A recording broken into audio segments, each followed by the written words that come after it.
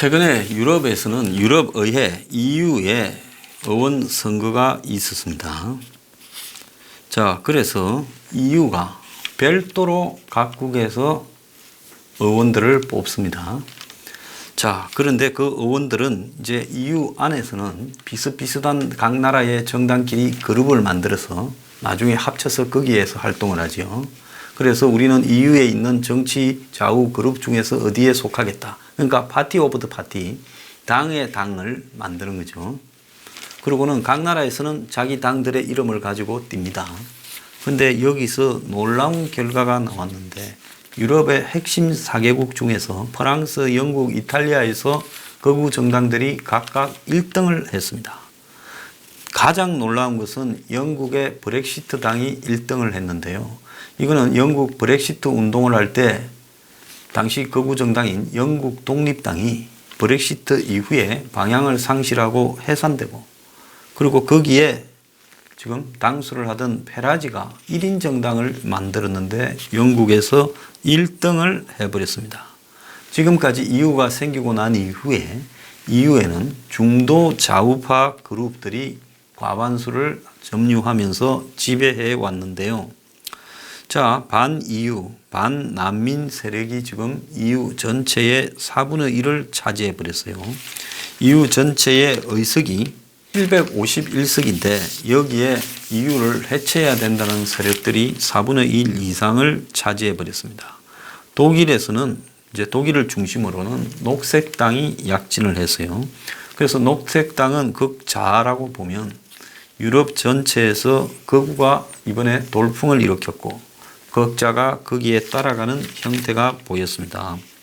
그런데 대단한 것이 영국의 브렉시트 당이 31.7%를 득표해서 1등을 했고요. 프랑스에서는 마린 르펜, 지난번에 대선에 나갔죠. 국민연합, 옛날에 국민전선이라 했는데 지금 국민연합, 극우로 분류됩니다. 23.3%를 득표해서 프랑스에서 1등을 했어요.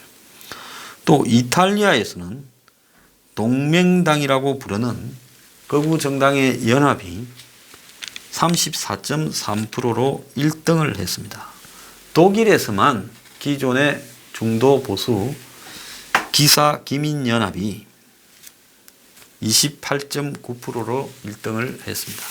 영국 브렉시트 당이 영국에 배당된 EU 의회 선거 73석 중에서 29석을 확보했고, 자, EU의 남자라고 하는 자유민주당, 당세는 약하지요. 18.5%로 16석을 얻어서 2등했고, 영국의 주류 정당인 노동당이 14.05%로 3등, 영국의 지금 집권 보수당은 8.7%로 급락했습니다.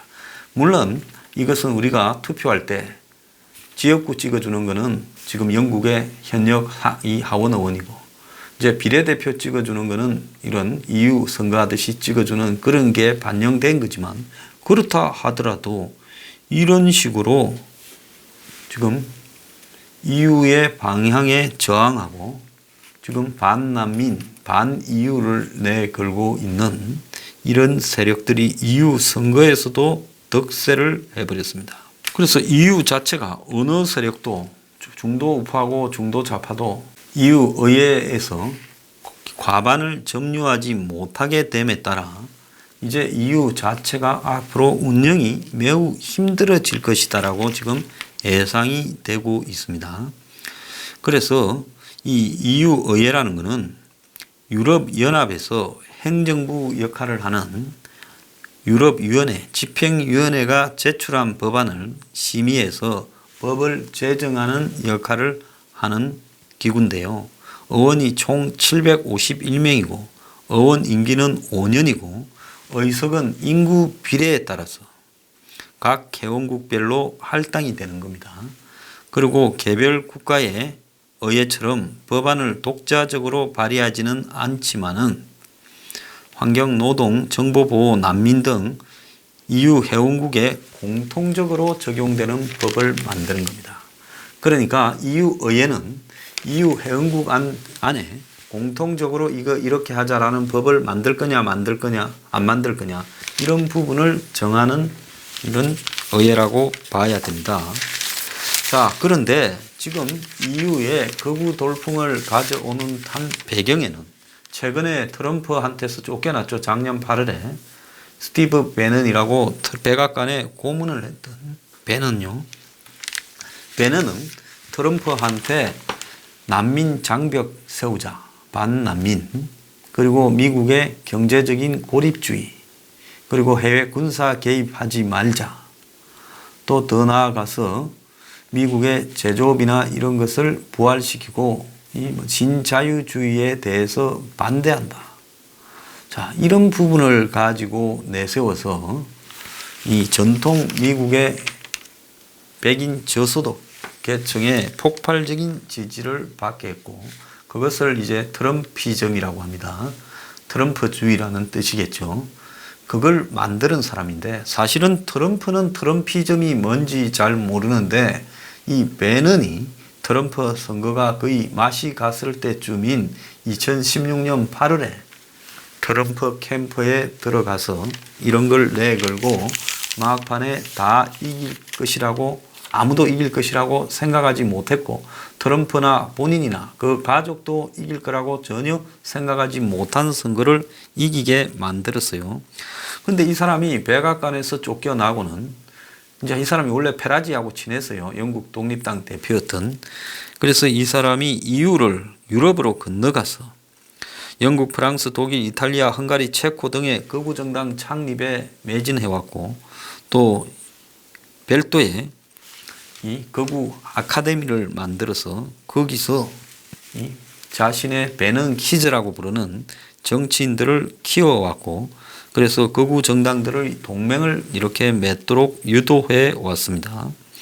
그래서 헝가리의 빅토르 오르반이라든지, 독일을 위한 대안이라든지, 이탈리아의 그 마테오 살비니 같은 전 총리, 그리고 마린 르펜 등에 대해서 계속 접촉을 해 왔습니다. 각국의 이런 반난민 단체들을 설립해서 포퓰리즘이 이런 것이다, 이렇게 선동하라고 가르쳤고, 이탈리아의 망한 수도원을 빌려가지고 극우 정치인 양성소를 만들어서 거기에서 이 소셜 SNS를 통한 정치적 수사학, 철학, 그리고 전략, 경제학, 역사까지도 가르쳤습니다. 이 학교 이름이 DHI라는 거예요.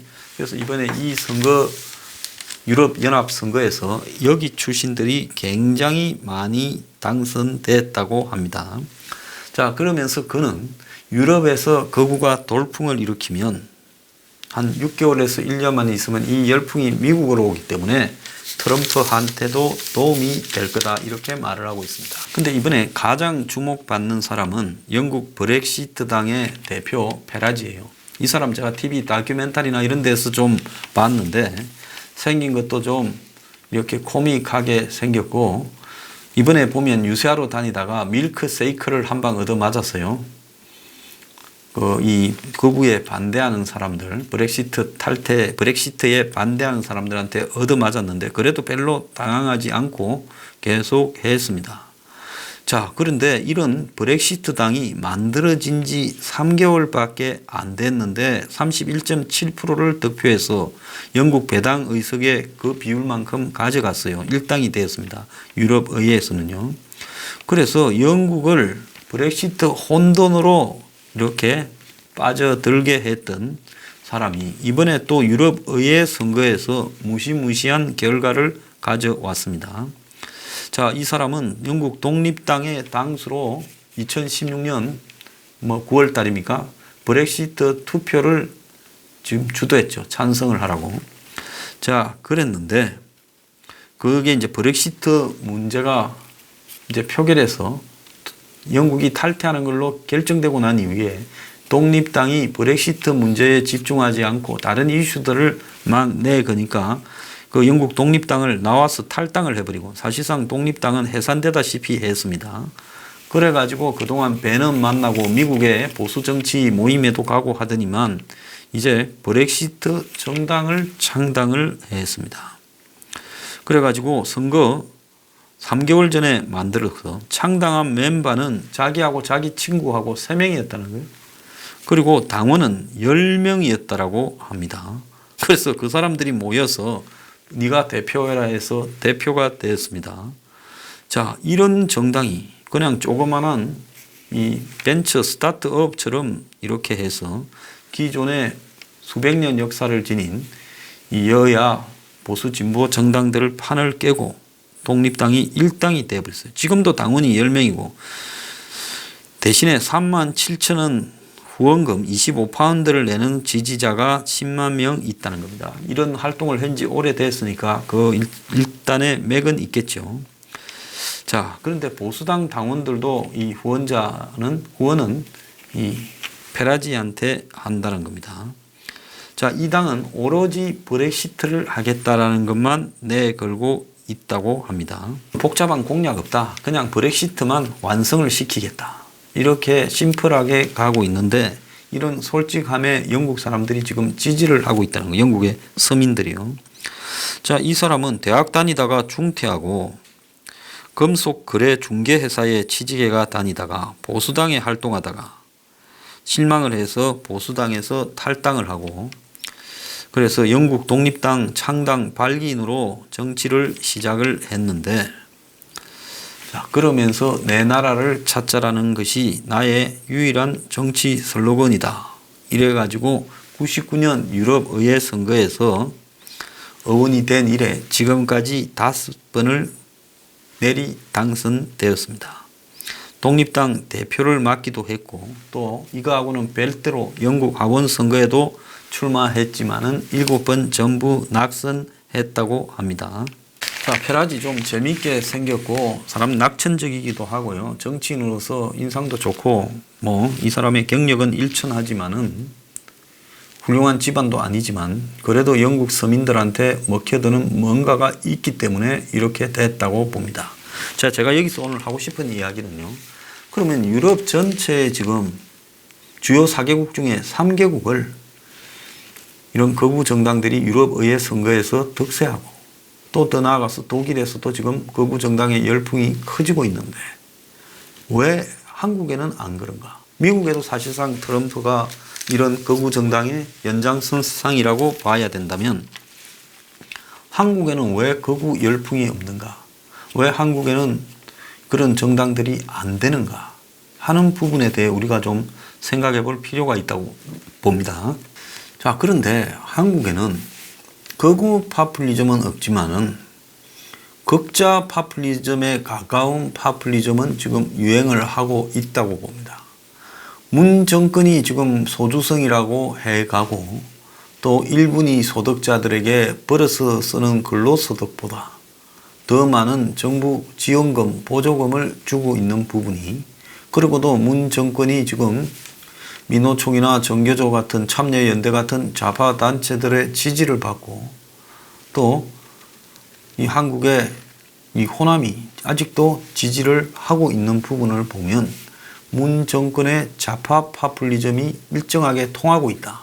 그런데 한국에는 좌파 파퓰리즘이면 그러면 유럽의 좌파 같은 그런 똑같은 이슈를 내걸어야 되지 않겠습니까? 복지를 강화하고 또 더 나아가서 복지를 강화하고 또 뭐 실업급여나 이런 것들을 올려주고 그러면서 뭐 인권을 이렇게 더 강조하고 그런 유럽 좌파들이 가지고 있는 그런 부분들을 이야기해야 될 건데 그런데 한국의 지금 파퓰리즘 좌파는 일상적인 유럽이나 선진국가의 좌파들하고는 또 달라요. 미국의 리버럴리스트라고 부르는 민주당의 좌파 쪽하고도 좀 다릅니다. 그건 왜 그러냐? 한국에는 그냥 좌파가 생존할 수 없다고 봅니다. 한국에는 북한이라는 게 있고 또 한국의 운동권의 이 가장 주맥이 된 것이 대중적인 운동권의 핵심이 주사파에 의해서 장악되어 있다 보니까 주사파가 아닌 사람들이 운동권에서는 살아남을 수가 없게 돼 버렸어요. 그러니까 주사파가 만들어 놓은 80년대의 운동권식 논리들이 지금까지도 지배하고 있다 보니까 한국의 이 좌파 파퓰리스트들은 주사파 좌파 파퓰리스트가 돼버리는 겁니다. 그러니까 일상적으로 세계의 여러 좌파 파퓰리스트들이 이야기하고 있는 오리지널 막시즘에 근거한 그런 부분도 지금 없는 거예요. 그렇다고 사회주의나 삼인주의적 시각도 없는 겁니다.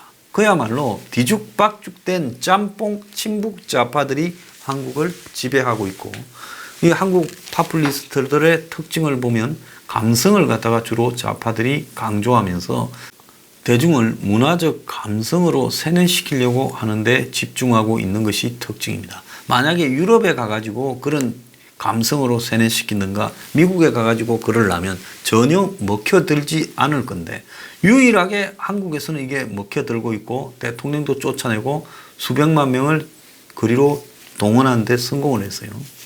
자, 그러면 한국에는 왜 극우 파퓰리즘이 안 되느냐?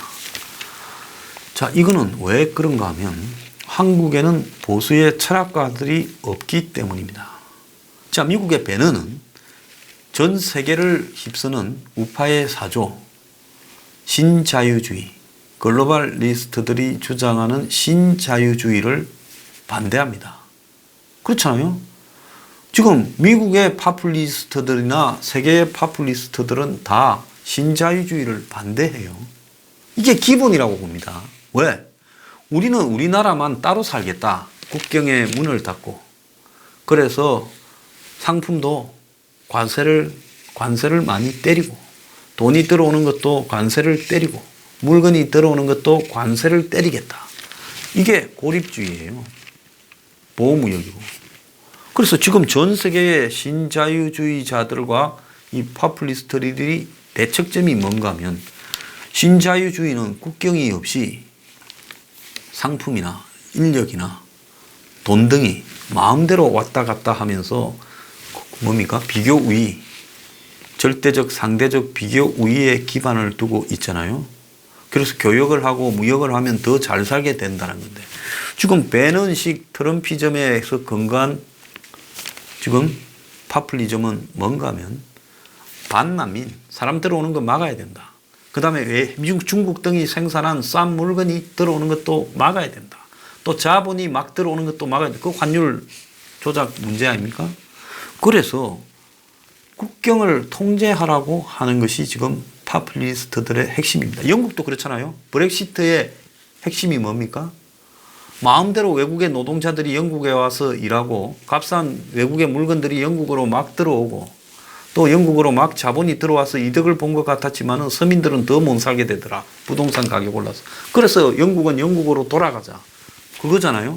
그거와 미국이 이제 미국이 IT니 무슨 다국적 기업이니 신자유주의니 이 금융으로 고도화되니 하면서 제조업을 포기하고 해외로 다 기어나가고 미국에는 본사들만 있고 안 그러면 조세해피처에 있고 그러면서 현지에서 다 고용해서 생산하고 그러면서 미국으로 물건을 다시 가져오고 이 속에서 미국에는 제조업이 없어가 일자리가 상실됐다.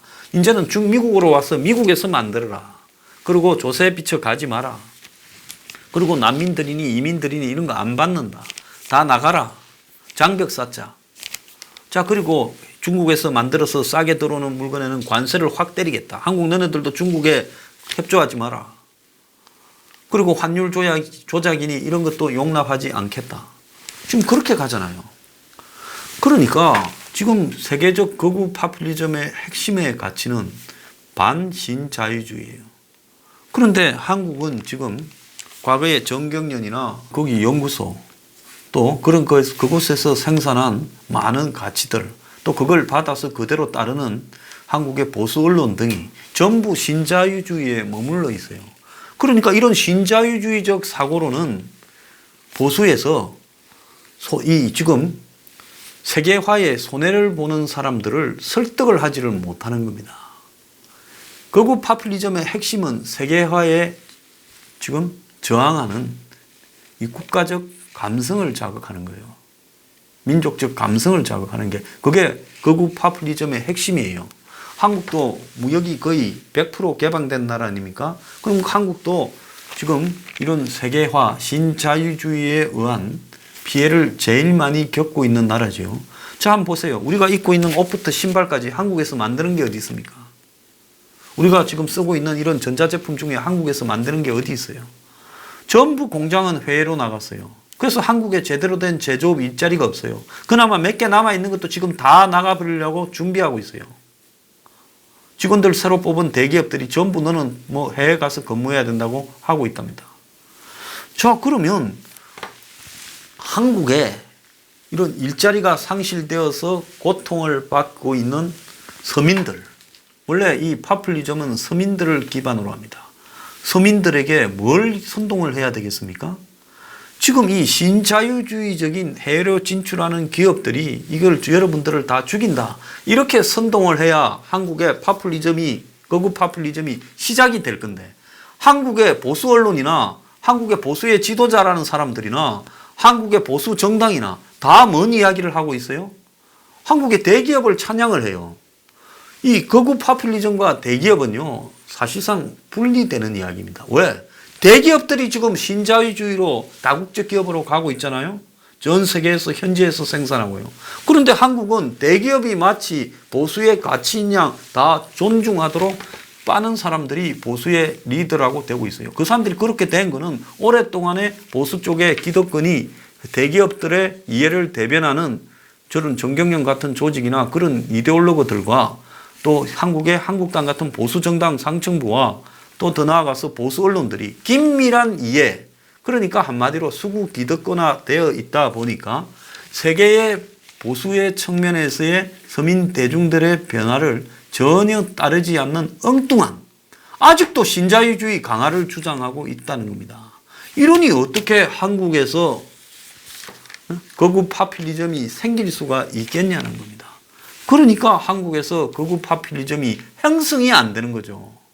자, 뭐 대통령의 가문이나 그 사람 개인에 대한 애정으로 애국당을 만들었지만 그 애국당의 한계가 커지지 않고 있는 것은 거구 파퓰리즘의 본질이 뭔지를 이해를 못하는 측면이 있을 수가 있어요. 애국당을 폄하하자는 게 아니라 굉장히 고생하고 애를 쓰고 있고 또 투쟁을 해왔다는 걸 제가 인정을 합니다. 그 속에서 왜 늘어나지 못하는가에 대한 이야기를 하는 겁니다. 자, 그리고 더 나아가서 얼마 전에 보면 한국의 무슨 보수 그룹들 일부가 미국의 뭐 보수 행동 단체들과 연대해서 미국식으로 가겠다 어쨌다 하는데 진짜 웃기는 짓거리를 하고 있다 제가 생각을 했습니다. 왜? 미국의 그런 보수주의 행동 단체들과 한국하고의 차이점은요, 미국은 자발적인 보수의 터전이 엄청나게 늘어나 있고 그것이 2008년 오바마 집권 이후에 굉장한 텃밭이 되었습니다. 그 사람들만의 이데올로기나 가치를 가지고 있어요. 그런데 한국의 보수는 그야말로 일부 보수 아스팔트 활동가들이나 일부 보수 정치권에 있는 사람들이 이야기를 하지 바닥에 풀뿌리화 되어 있지 못하고 있어요. 그리고 실제로 보수라고 하는 사람들도 세계의 보수의 흐름이 어떻게 흘러가고 있는가를 전혀 알지를 못해요. 그래서 한국의 그런 보수 운동을 하는 사람들이 지금도 삼성이 최고고 대기업이 최고고 그들의 이익이 우리의 이익이고 성장해서 이렇게 나눠 먹으면 되고 이런 과거의 신자유주의 시대의 사고에 머물러 있습니다. 그리고 그런 사람들이 미국의 보수하고 연대하고 뭐 그 대가리들을 만난다고 한국의 보수주의 운동이 제대로 되겠어요? 안 되는 겁니다. 보수의 개념을 알고 보수주의 운동을 하는 게 아니라 실질적으로 보수의 흐름 변화를 갖다가 이해하지 못한 채 박근혜 전 대통령을 구출하자, 내지는 박정희 전 대통령에 대한 향수, 아니면 그냥 북한에 대한 정오, 이런 쪽으로 보수가 그냥 파편화되어서 이념화되지 못하고 그냥 자기 감정에 따라 보수라고 느끼는 거예요. 그러니까 기존의 보수의 주류의 시각을 가진 사람이 신자유주의를 주장하고 그것이 맞는 듯이 저 같은 사람을 좌파라고 욕을 하고 자빠졌어요. 저는 솔직히 말하면 거구 파퓰리스트에 가깝습니다. 굳이 따지자면요. 그런데 그런 사람들이 저를 욕하는 것은 무식하기 때문에 그런 거예요. 그런 논리로는 죽었다 깨어나도 보수가 파퓰리즘화 되어서 대중들을 완벽하게 장악하지 못하고 이제 한국당도 무너져 갈 거고 보수 기성정당 세력들도 다 무너져 갈 수밖에 없어요. 세계 흐름에 자기들만 따로 가고 있으니까요. 그래서 저도 제가 한국의 제조업을 다 한국으로 가져와야 된다. 그리고 그게 핵심이다. 그리고 한국도 이렇게 무역으로 영영 먹고 살 것처럼 착각하다가 앞으로 미중 무역 전쟁 벌어지면 죽는다. 그래도 안에서 내수는 상당히 우리가 소비해야 되고 우리가 제조해야 되고 이런 것이 필수적이고 안에서 탄탄한 일자리들을 만들어 가야 된다. 그래서 나간 기업들이 안으로 들어올 수 있게 한국에서 제일 문제가 노조다. 임금이 너무 세다. 노동 생산성이 낮다. 그 다음에 혁신이나 이런 부분이 되지 않는다. 그 다음에 부동산 가격이 너무 높다. 그리고 이런 상황에서 누가 한국에서 기업을 하겠느냐. R&D도 제대로 안 되고 있다. 그래서 문제의 핵심이 뭔지를 먼저 잡아야 된다는 겁니다. 이걸 모른 채 과거에 7, 80년대 경제가 성장하던 시기에 그때 낙수 효과. 자, 파이가 커지면 우리가 먹는 파이도 따라 커진다. 자, 그래서 세계로 나가자 하던 그 시대의 사고를 똑같이 신자유주의적으로 대중들한테 이야기를 했을 때 이거는 절대로 보수가 먹혀들 수 없다는 겁니다. 자, 그래서 자생적으로 생겨난 극우 파퓰리즘의 단초들이 조금씩 있죠. 뭔가 하면 지금 난민, 이민에 대한 혐오들이 한국의 바닥층의 서민 남성들에게 강화되고 있지 않습니까? 젊은 사람들한테 남자들에게 강화되고 있지요. 또 한국의 이남자라고 부르는 20대 남성들이 지금 젠더 문제에 빠져들고 있는 것도 방향을 잡지 못한 파퓰리즘의 한 유행이라고 보고 있습니다. 자, 그래서 이런 부분들에 대해서 누군가는 방향을 제대로 잡아줘야 된다. 세계의 흐름이 결국은 한국도 그 흐름에서 벗어날 수 없다. 그래서 한국의 보수의 흐름이 이 극우 파퓰리즘과 맞물려야 한국에도 보수가 돌풍이 이렇게 퍼져나가면서 장악을 할 수 있다. 그런데 한국은 북한하고 대치하는 부분 때문에 더더욱이 유럽이나 미국의 극우 파퓰리즘과는 또 다른 의미의 이 북한에 대한 반대, 이런 부분들이 극우 파퓰리즘의 핵심을 갖추어야 된다. 그래서 이런 것들이 잘 믹스되어 가지고 나가야 되는데 여전히 신자유주의에 머물고 있는, 즉 국경을 풀어서 모든 것이 왔다 갔다 하고 대기업이 잘 사면 우리도 잘 산다는 이런 사고가 보수에 번져 있는 한은 보수는 날짜 받아놓은 장례식이다. 저는 그렇게 보고 있습니다. 자, 이 말을 잘 좀 생각해 보십시오. 왜 한국의 보수 극우 파퓰리즘이 통하지 않는가?